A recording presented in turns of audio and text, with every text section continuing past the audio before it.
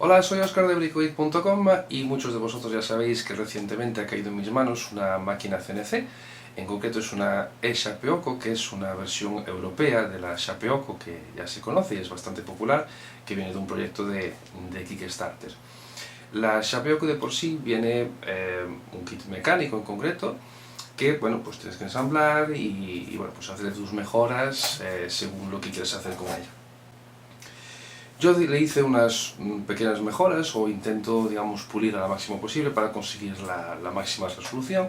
Entonces, digamos que poco a poco pues voy intentando hacerle alguna cosilla, alguna otra, para poder mejorar el rendimiento de la máquina y de paso pues aprender muchísimas cosas de este mundo tan interesante del mecanizado, ¿no?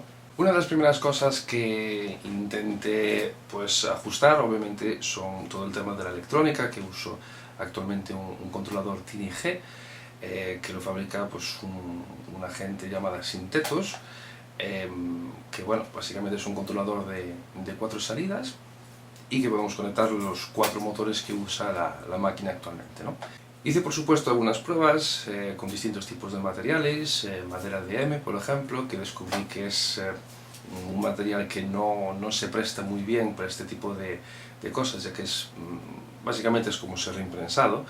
Entonces no, digamos, genera mucho polvo y las piezas resultantes no son muy adecuadas porque no se consigue una resolución muy buena, dado que el grano que tiene el material pues parece que bueno, pues no se consigue hacer una precisión muy grande, ¿no? En teoría la máquina tiene una resolución de 0,1 milímetro, pero actualmente no se consigue exactamente eso, por lo menos con ese material.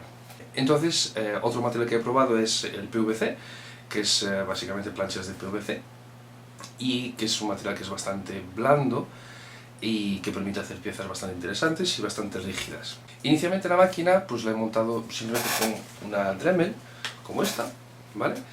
¿Qué pasa? Que esta Dremel, bueno, tiene montada una fresa de 4 milímetros, pero la Dremel pues está bien para trabajos de bricolaje, pero enseguida noté que realmente no es muy potente, ¿no? A pesar de que esta Dremel pues anda sobre unos, no sé, 175 vatios, parece, que anda por aquí, pero enseguida se nota que cuando baja, pues digamos que no consigue mucha profundidad y no es una mala herramienta, simplemente que le falta un poquito de potencia, entonces tenemos que ir bastante despacio para cortar el material y no se puede profundizar mucho, es decir, en cada pasada no podemos profundizar mucho para arrastrar mucho material, sino que tenemos que ir pasito a paso haciendo capas para poder cortar el material.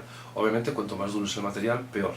Entonces decidí hacerle una pequeña actualización, que es cambiar esta fresa, bueno, esta Dremel, por una fresa un poco más potente.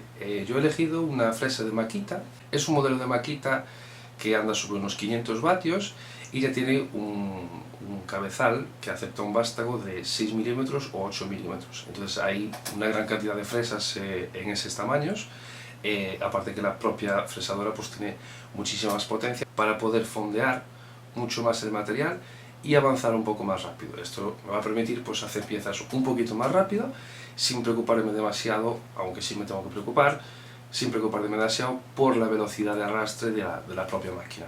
El problema es que la Shapeoko que tengo tiene unos soportes de metal que están pensados para una Dremel. Entonces lo primero que tuve que hacer es con esta Dremel montarla, diseñar un soporte para la nueva fresadora, para poder usar la nueva fresadora.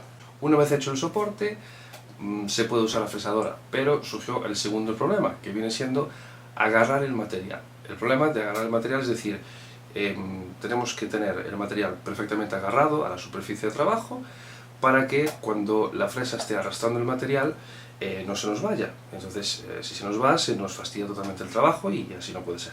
La solución, pues simplemente pues, hacer unas pequeñas piezas, que creo que normalmente se llaman grapas, me parece, y son básicamente unas piezas como estas, que nos permiten, pues, con un tornillo pasante, presionar el material sobre la superficie de trabajo para que no se nos mueva. Entonces, el primer trabajo que hice es hacer el soporte de Makita, luego unas cuantas pequeñas grapas de estas para poder agarrar material, y a partir de ahí pues estamos más o menos trabajando. La verdad es que la cosa no salió nada mal. El material ahora se agarra bastante mejor, es bastante más cómodo colocar un material para trabajar encima de la superficie de trabajo, y bueno, tiene sus ventajas, no tenemos que andar inventando nada para agarrar cualquier tipo de material, y entonces bueno, pienso que es una mejora bastante buena para la máquina. Por último, hay una cosa muy importante, que a base de hacer pruebas y pruebas y pruebas, pues me di cuenta que el mayor problema de esto es el polvo. El polvo es horrible, es horrible. Se mete por todos lados, se mete por todos lados. Cualquier material que hagas, sobre todo el DM, hace muchísimo polvo. Entonces, aunque no lo tengo en este vídeo, he hecho una pequeña caja de madera donde meter la máquina entera, acoplar la electrónica fuera, la controladora de la máquina fuera, para que no se llene de polvo, pero por lo menos intentar contener al máximo posible la viruta y el polvo que se genera cuando se hace algún trabajo. Bueno, pues sin más preámbulos, os dejo un pequeño vídeo resumen donde se ve un poquito todas las etapas, tanto de hacer el soporte, hacer las grapas y hacer un pequeño trabajo final, a ver cómo queda la cosa. Espero que os guste, por supuesto dejadme los comentarios por aquí abajo y no olvidéis suscribiros para más vídeos de BricoGeek.com.